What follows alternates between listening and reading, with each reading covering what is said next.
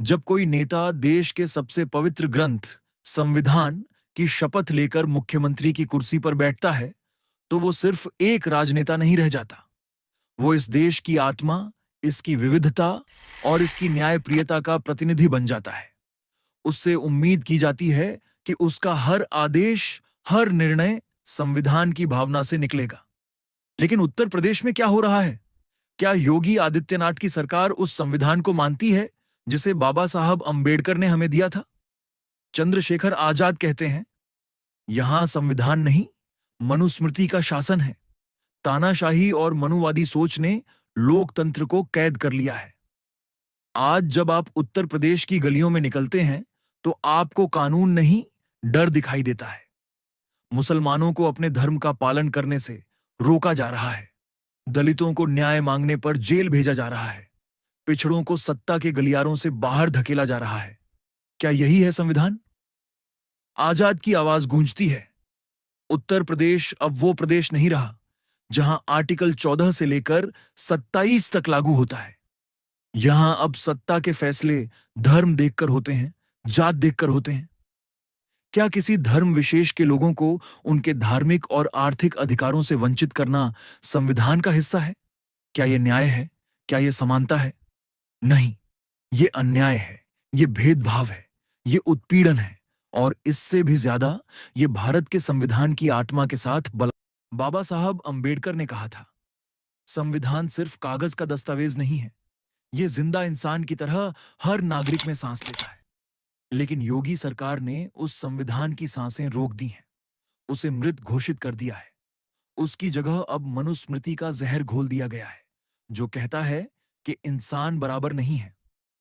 जब सरकार का रवैया ही जातिवादी हो जाए, जब पुलिस का व्यवहार ही पक्षपाती हो जाए, जब प्रशासन की नजरों में धर्म ही निर्णय का आधार बन जाए, तब जरूरी है सवाल उठाना। और ये सवाल आज चंद्रशेखर आजाद उठा रहे हैं, बिना डरे, बिना झुके। क्योंकि अगर आज ये सवाल न उठे, तो कल संविधान सिर्फ एक किताब रह जाएगी, जिसे म्यूजियम में सजाया जाएगा और देश फिर वहीं लौट जाएगा जहां इंसान की कीमत उसकी जाति और धर्म से तय होती थी। उत्तर प्रदेश में संविधान की हत्या हो रही है और हत्यारा खुद वो शासन है जो उसकी रक्षा की शपथ लेकर सत्ता में बैठा है। ये सिर्फ विरोध नहीं, ये एक चेतावनी है। संविधान से छेड़छाड़ बंद करो, नहीं तो ये आग हर गली, हर गांव, हर शहर में फैलेगी। मनुस्मृति के खिलाफ ये जंग अब रुकेगी नहीं। ये संविधान को बचाने की जंग है और चंद्रशेखर आजाद इस युद्ध के सेनापति हैं।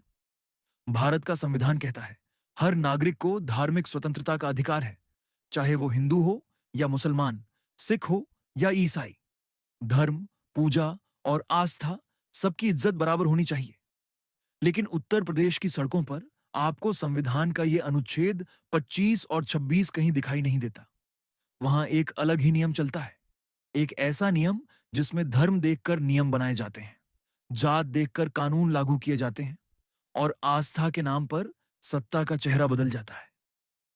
आज अगर एक मुसलमान नागरिक 15 मिनट के लिए नमाज पढ़ने के लिए सड़क पर बैठ जाए, तो पुलिस की लाठियां उछलती हैं। प्रशासन कहता है, ये ट्रैफिक जाम करेगा, शांति व्यवस्था भंग होगी, लॉ एंड ऑर्डर का संकट उत्पन्न होगा। लेकिन जब कांवड़ यात्रा शुरू होती है, तो वही सड़कें जैसे तीर्थ बन जाती हैं। ट्रैफिक रोक दिया जाता है, स्पेशल बजट पास होता है, डीजे बजते हैं, पुलिस लाइन लगाकर सुरक्षा देती है और खुद अधिकारी भक्ति के रंग में रंगे दिखते हैं। चंद्रशेखर आजाद इस दोहरेपन पर सवाल उठाते हैं। 15 मिनट की नमाज से डर लगता है, लेकिन 1 महीने की कांवड़ यात्रा पर शासन मौन क्यों है?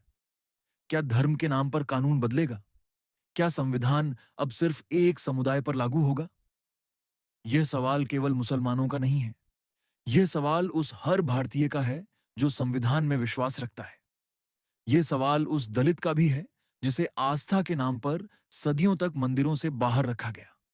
यह सवाल उस आदिवासी का है जिसकी परंपराएं कभी सरकारी भक्ति की सूची में नहीं आईं।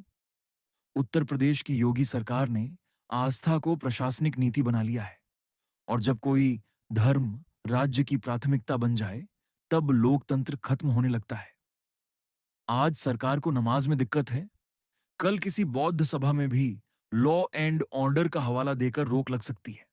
परंतु जब शासन खुद किसी धार्मिक आयोजन का आयोजक बन जाए, तो वो राज्य नहीं रहता, वो एक धार्मिक पंडाल बन जाता है। चंद्रशेखर आजाद सवाल उठाते हैं, क्या आस्था अब सरकारी पदक है?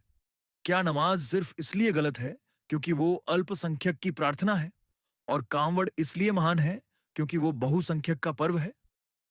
वो कहते हैं, धर्म को राज्य का आधार बनाना लोकतंत्र के लिए जहर है।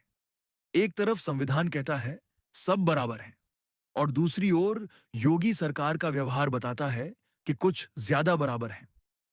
धर्म कोई समस्या नहीं है, समस्या है धर्म के नाम पर भेदभाव। नमाज कोई खतरा नहीं है, खतरा है उस सोच से जो नमाज को देशद्रोह और कांवड़ को राष्ट्रवाद समझती है। अगर सड़क पर नमाज पढ़ना असंवैधानिक है, तो फिर कांवड़ यात्रा के लिए सड़कें बंद करना क्या है? या तो दोनों को बराबरी दो, या दोनों को जवाब दो। लेकिन जब न्याय भी पक्षपात से काम लेने लगे, तब क्रांति जरूरी हो जाती है। और इस क्रांति की आवाज है चंद्रशेखर आजाद, जो पूछ रहे हैं, संविधान के भारत में ये दोहरी नीति क्यों? नमाज पर बैन और कांवड़ पर पुरस्कार, ये किस संविधान में लिखा है? आज अगर हम इस दोहरेपन पर चुप रहे, तो कल हमारे अधिकारों की बारी आएगी, और तब कोई चंद्रशेखर आजाद आवाज उठाने नहीं आएगा। इसलिए आज जरूरी है कि हम कहें, एक देश, एक संविधान, एक कानून। धर्म नहीं, न्याय चाहिए। धर्मनिरपेक्ष भारत का सबसे बड़ा राज्य उत्तर प्रदेश, जहां संविधान का अनुच्छेद 19(1) ये हर नागरिक को व्यापार और जीविका का अधिकार देता है। लेकिन जब धर्म के नाम पर एक मजहब के लोगों की दुकानें बंद कराई जाती हैं, तो ये अधिकार कागज पर सिमट कर रह जाता है। कांवड़ यात्रा एक धार्मिक उत्सव जिसमें भक्ति होनी चाहिए, श्रद्धा होनी चाहिए। लेकिन इस यात्रा के नाम पर जो हो रहा है, वो भक्ति नहीं, बल्कि बहिष्कार है। उत्तर प्रदेश के कई जिलों में मुस्लिम व्यापारियों की दुकानों को जबरदस्ती बंद करवाया गया। न कोई दंगा हुआ था, न कोई विवाद, लेकिन फिर भी पुलिस खुद चलकर आई, कहने लगी, दुकान बंद कर दो, माहौल बिगड़ सकता है। ये चेतावनी नहीं थी, ये आदेश था, और ये आदेश संविधान से नहीं, मनुवादी मानसिकता से निकला था। चाय की दुकानें बंद, नाई की दुकानें बंद, लोहार, दर्जी, बेकरी, टेलर, बुटीक, उन तमाम छोटे व्यापारियों की रोजी रोटी पर ताला जड़ दिया गया, जो पहले ही आर्थिक हाशिए पर हैं। कोई नोटिस नहीं, कोई लिखित आदेश नहीं, सिर्फ एक बात, तुम मुसलमान हो, दुकान बंद करो। इस पर चंद्रशेखर आजाद भड़कते हैं। वो पूछते हैं, चाय की दुकान बंद करने का क्या मतलब? नाई की दुकान बंद करने का क्या मतलब? क्या ये कानून है? क्या ये संविधान है? क्या किसी के धर्म को आधार बनाकर उसकी जीविका छीन लेना लोकतांत्रिक है? वो आगे कहते हैं, ये एक सुनियोजित आर्थिक बहिष्कार है। और जब आप किसी समाज को भूखा करना शुरू करते हो, जब उसकी दुकानें बंद करवाकर उसे बेरोजगार बनाते हो, तो ये सीधा हमला है उसके अस्तित्व पर, उसके सम्मान पर और संविधान पर। ये वही भाषा है जो आजादी से पहले अंग्रेजों ने चलाई थी, डिवाइड एंड रूल। अब वही भाषा नई शक्ल में लौट आई है, डिवोट एंड डिस्ट्रॉय। भक्ति की आड़ में नफरत का व्यापार चल रहा है, और नुकसान उन मासूमों का हो रहा है जिनका धर्म उन्हें अपराधी बना दिया गया है। कांवड़ यात्रा को राजनीतिक हथियार बना दिया गया है, जहां जयकारे की गूंज के पीछे एक पूरी योजना छिपी है कि किसे हाशिए पर डालना है, किसे घर बैठाना है, किसके बच्चों को भूखा रखना है। आज चंद्रशेखर आजाद पूछते हैं, क्या ये वही भारत है जहां सभी को रोजी रोटी का हक मिला है? क्या अब व्यवसाय भी धर्म देखकर चलेगा? अगर एक नाई सिर्फ इसलिए नुकसान उठाए क्योंकि वो मुसलमान है, तो ये नुकसान सिर्फ उसकी दुकान का नहीं, ये नुकसान संविधान का है। अगर एक चाय वाला सिर्फ इसलिए डर में दुकान बंद कर दे क्योंकि पुलिस कह रही है, तुम्हारे कारण माहौल बिगड़ सकता है, तो ये डर तानाशाही का है, लोकतंत्र का नहीं। ये हमला सिर्फ मुसलमानों पर नहीं है, ये उस सामाजिक ताने बाने पर है जो सदियों से इस देश को जोड़े हुए है। जिस दिन गरीब की दुकान उसके धर्म से तय होने लगे, समझो उस दिन संविधान का चिता जल चुका है, और उस चिता की आग को आज भीम आर्मी और आजाद समाज पार्टी रोकने की लड़ाई लड़ रही है। यह आर्थिक बहिष्कार है, यह साजिश उत्पीड़न है, यह सॉफ्ट जेनोसाइड है जिसमें गोली नहीं चलती, लेकिन पेट खाली कर दिए जाते हैं। आज अगर हम चुप रहे तो कल हर धार्मिक अल्पसंख्यक, हर कमजोर तबका, हर असहमत आवाज इस बहिष्कार का शिकार बनेगा। इसीलिए चंद्रशेखर आजाद कह रहे हैं, ये समय चुप रहने का नहीं है, ये समय दुकानों की खिड़कियां नहीं, सत्ता के दरवाजे खटखटाने का है। कभी भाले और तलवार से हमला होता था, आज भुखमरी से होता है।